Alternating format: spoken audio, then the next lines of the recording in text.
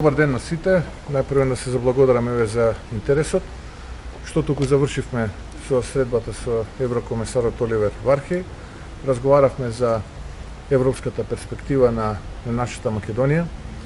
Укажавме на императивот за што поскоро отпочнување на преговорите на Македонија, бидејќи 22 години е предолг период да сме се уште во ходникот, а многу држави, за жал, од Централна и Источна Европа, кои што во тоа време воопшто нема никаква европска перспектива, не поминаа во ходникот, седнаа на масата, преговара, разговара и стана и полноправни членки на Европската унија. Навистина тоа се многу изгубени генерации. Надежта кај тие генерации млади луѓе е навистина уништена и голем дел од тие луѓе за жал трајно ја напуштија нашата Македонија.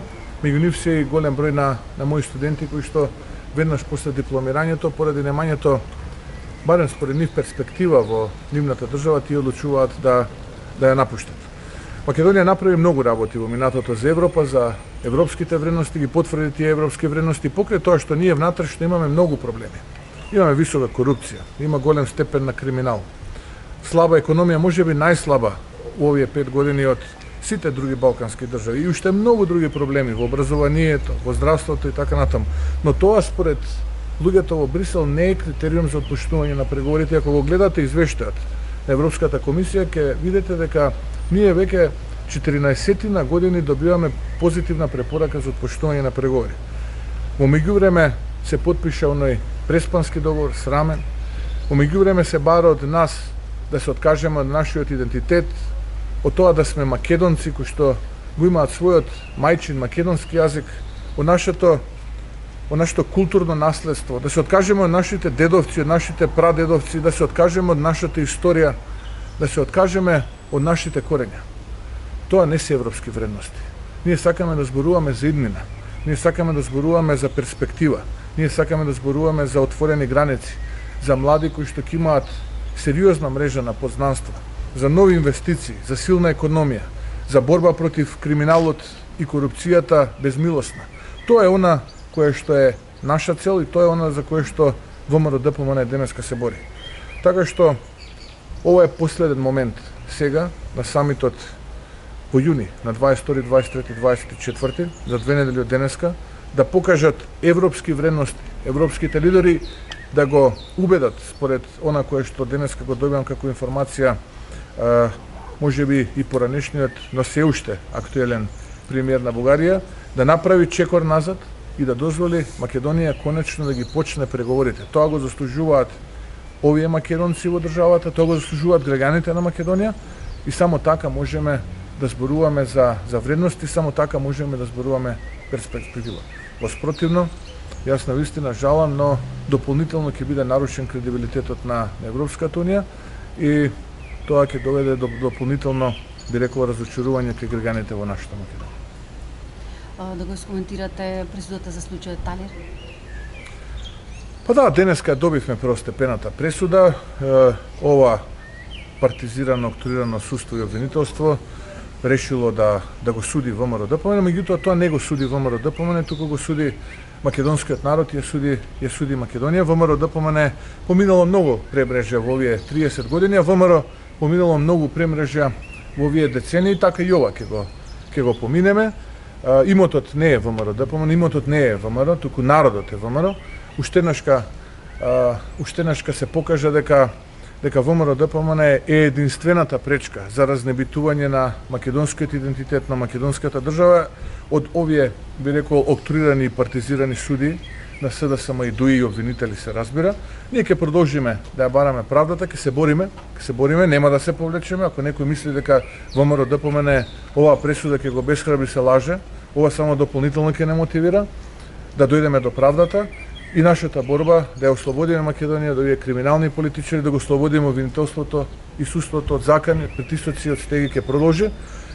И ќе повторам уште еднашка, ВМРО-ДПМН и ВМРО не е имотот. ВМРО-ДПМН и ВМРО е народот на Македонија и самата Македонија. Продолжуваме да се бориме до конечно додека не ја добиеме правдата. Ке сакате да го искоментирате претворањето на Лабаковски?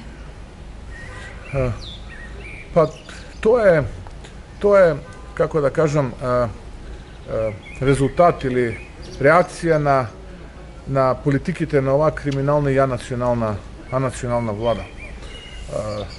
И мојата порака е до оние кои што пред само неколку години како припадници на една обоена револуција уништуваа државен имот, бојадисуваа државен имот, палеа канцеларија на председател, да ги ослободат судиите и обвинителите, да донесат пресуда согласно правдата, да го ослободат Ламбе, да помине со укор, иако морам да признам дека нити тогаш, нити сега насилството го прифаќам како начин на решавање на проблемите, но ова е реакција на сите овие погрешни политики изминативе години и затоа барам слобода за Ламбе, да го ослободат човекот и да се вратат, да се свртат самите кон себе, да ги видат своите грешки, за да ова не стане масовна појава во Македонија, народот револтиран, правдината да ја земе сам во своите раце. Затоа барам правда и слобода за Ламбе. Стефче Акимовски денеска ја напушти коалицијата со ВМРО ДПМН и обвини за обиди за закани и рекетирање. Ваш коментар? Па јас со господинот Јакимовски немам комуникација уште од пред Нова година. Тогаш еднаш или два пати се видовме, да му честитам за тоа што беше избран за градоначелник. Ги отфрлам овие навреди, вчудоневиден сум. Предпоставувам, ако има такви индиции, треба да соработува со органите на прогонот и да го пријави тоа. Го храбрувам тоа да го пријави, затоа што го спротивно, ако не го пријави, тоа што го кажува, тогаш станува соучесник, нели ја сокрива правдата. Еве, јас го храбрувам тоа да го стори веднаш, таму каде што тој еве како искусен човек и политичар мисли дека треба да го стори, дали во обвинителството, дали во МВР, јас стојам тука на располагање сум. Ако има било какви такви индиции, воспротивно, за жал, тоа што прикрива кривично дело, затоа што обвинувањето е многу големо и сериозно. Што се однесува во делото на пуштање на коалицијата, тој е долги години во политиката, јас му посакувам среќа и успех понатаму во животот. Се надевам дека одлуката што ја донесе, мисли дека е исправна и дека тоа ќе му донесе некаков политички, би рекол, подобар комфор, бидејќи како што го слушнав во изјавата, тој вели дека некој му вршил тортура или живување, не знам како таму што све не нарече. Луѓето кои што ме познаваат, вклучително и он знам дека тоа не го мисли, бидејќи јас сум се, само не сум таков човек. Со еден збор му посакувам среќа во понатамошната политичка кариера. За крај ваш коментар околу секојдневното покачување на цената на бензините и најавеното поскапување на струјата. Нашиот став по тоа прашање е дека народот се потешко живее, гладува, би рекол. Огромно мнозинство, стотици илјади наши сограѓани гладуваат.